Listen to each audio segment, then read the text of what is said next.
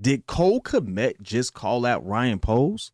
Let's talk about it. Listen, if you're new to the channel, it's your boy P Kid. This is the Windy City Breeze. Before we continue, I need you to do me a favor. I need you to give me a like, share, subscribe, leave the review. Y'all know how we move, so we can continue to give you this fire content. Listen, let's get into the topic here because Cole Kmet actually spoke today, a little earlier today, and he actually issued some pretty blunt statements. Now, if you've ever heard him speak, if you ever listened to his podcast, you know he's really polished. He knows how to articulate himself very well.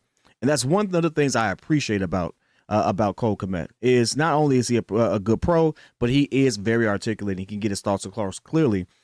And with that being the case, in this statement, or in this question he was asked, he pretty much said this. He said, we need a culture shift for sure. And I know a lot of people get caught up in wanting this hot name or that hot name, but I would hope that management upstairs would be looking for the best possible head coach. It's about command over the locker room, he added. It's setting a line, then finding the guys who will hold that line, and then depending on those guys who are holding the line to establish an environment where everyone else falls in line. But you want that line to first be set by the head coach, and then you find the players in the locker room who will uphold that. Now, for most people, they would sit there and say that this is just him being, just giving an honest opinion about the state of the locker room and things of that nature. And no, it's not. I don't think it's a direct call out of Ryan Poles. But if we're going to be frank about what he's describing the two most important things that a GM needs to provide to create a winning culture within the organization. You have to have a head coach who actually sets a standard, and then you have to bring in the talent in those who can self-regulate and hold themselves accountable to uphold that standard and be leaders within the locker room. Both of those things we've struggled to do. Both of those things Ryan Poles has struggled to do. And that's why many people are calling for his job. I find it funny that this statement comes out now at the same time where the rumor of him not wanting someone like Ben Johnson comes up because of how Ben Johnson wants to actually go about doing things. Now, this is all rumor. This is all speculation. What Cole Kmet said was real, though, and it is a true indictment on Poles, in my opinion, although not a direct call out, but one in which, like I said, he articulates himself well, so he's calling out some issues that are there. But if you look at all of these things, it's becoming very clear that maybe Ryan Poles is not as secure in this role as we thought he was, and maybe he's not setting the proper culture that we thought he did. Two things could be true about Ryan Poles. We could like how he moves and manages money. For instance, the way that he tore this team down, set us up for picks, and allowed us to have this plethora of cap space that we're going to have coming up. He's done a phenomenal job on that aspect. But it doesn't mean that he's a good evaluator of talent. It doesn't mean that he has the right people in place to help him do so. And it doesn't mean that ultimately, it doesn't mean he doesn't have flaws. So both things can be true. He can be really good at one aspect of the job, really poor at another one, but he's also a first-time GM when he stepped into this role. He didn't have previous experience, and these are the learning pains or growing pains of doing so, you would think. However, the Bears situation, the Bears job is very high pressure because this is a situation in which we may not necessarily be patient enough for a GM to come in and learn on a job, and we darn sure aren't patient enough for the head coach. So as it pertains back to Cole Kmet's comments when it comes to the finding the right guy, this is why I say that this is more than likely not the Ben Johnson job. Not to say that Ben Johnson won't be a guru. I think he will. Not to say he hasn't done a great job. I think he will. I think he can. I think he can, excuse me. But I do believe that two things are possible here. That he would want to bring in his own guy, which who wants to hire someone who you know is rumored to try to force you out? And how that's possible, hey, the rumors are there and you see it. And the reality of it is it comes down to how teams are built and things of that nature. If we're going to be honest, the way the Lions rebuilt their team, how they built those trenches and how they got the right pieces in place and they were able to make trades to actually do so. And they used those picks that they got from the trades for impact people. And look at what they created now. Look at what they have now. That's not what Chicago did. Chicago did it backwards. Chicago made a trade. We did get the quarterback, but we didn't use the rest of it for the line. We got all the skilled people outside of those trenches, and that is one of the most glaring things. Bill Belichick's comments about how Chicago built its team are more glaring. There's a lot of people that are just talking about how Chicago was built, and all of that falls on Ryan Poles. And if you have a guy like a Ben Johnson who comes in from a situation in which they totally revitalized the city that was like, you would say in purgatory, for lack of a better phrase, then guess what? It would make sense why he would feel threatened by that. On top of the fact that the players themselves are calling out and actually specifying that, hey, there is no culture set here. Guess what? The head coach does set that culture, but the GM hires the head coach, and it didn't happen. All of this is beating a dead horse. We know this to be true, but it's just more and more of an indictment on Ryan Poles. Even if it's not a direct call out, even if you want to say, well, Ryan Poles is not responsible for the players, to a degree he is, because he's the one who brought them here.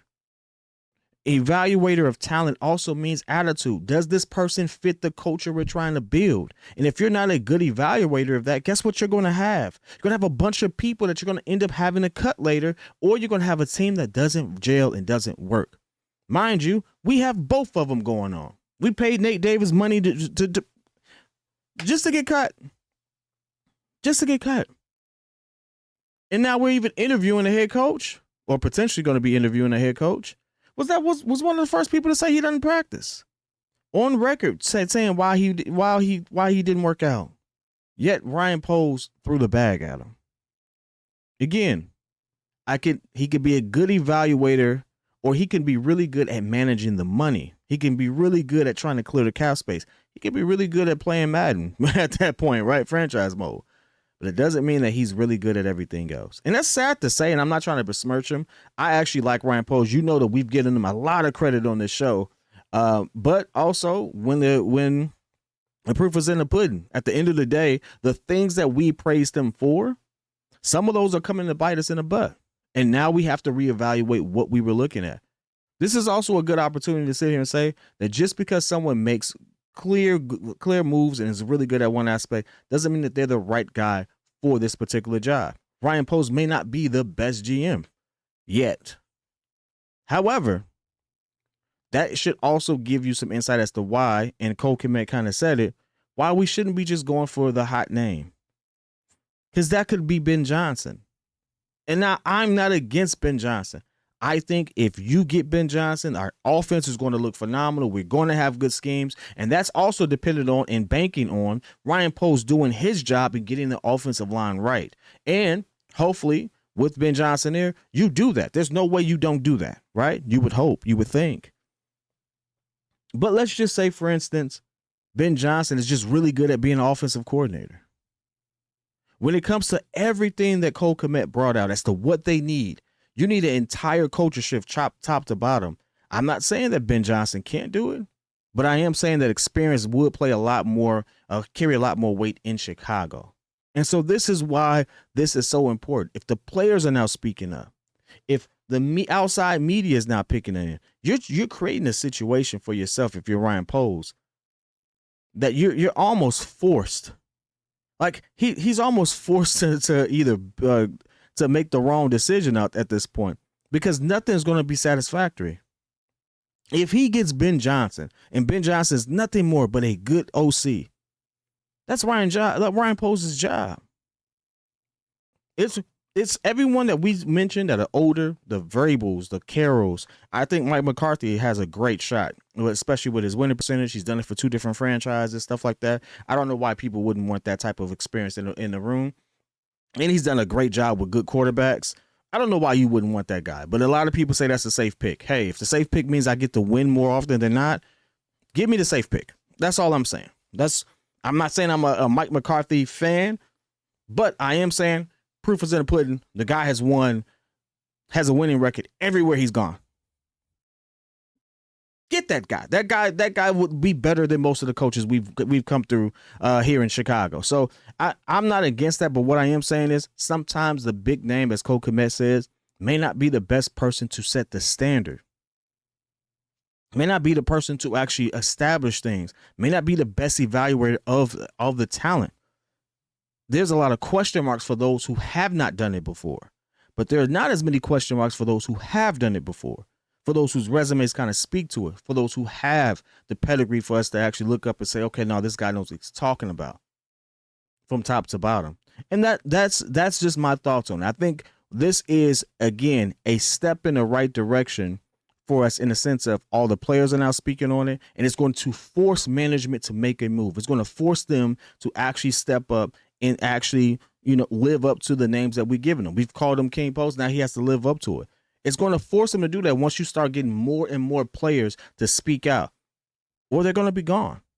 And either way, while that may set us back a few, that's what we want as Chicagoans. We want a team or organization that's trying to get it right. We won't fault you if you're trying to get it right. We'll fault you if you know that you're making bad moves and you continue to make them. And that's my take on it, man. I want to hear yours. Is Cole Kmet's comments a pure indictment on Ryan Poles? Is this a cry for us to have a seasoned head coach and not just a OC that may have been like a Ben Johnson? Let me get your thoughts, man. Whether it's love, whether it's hate, put it in the chat. I will be in there with you. Till next time. Peace.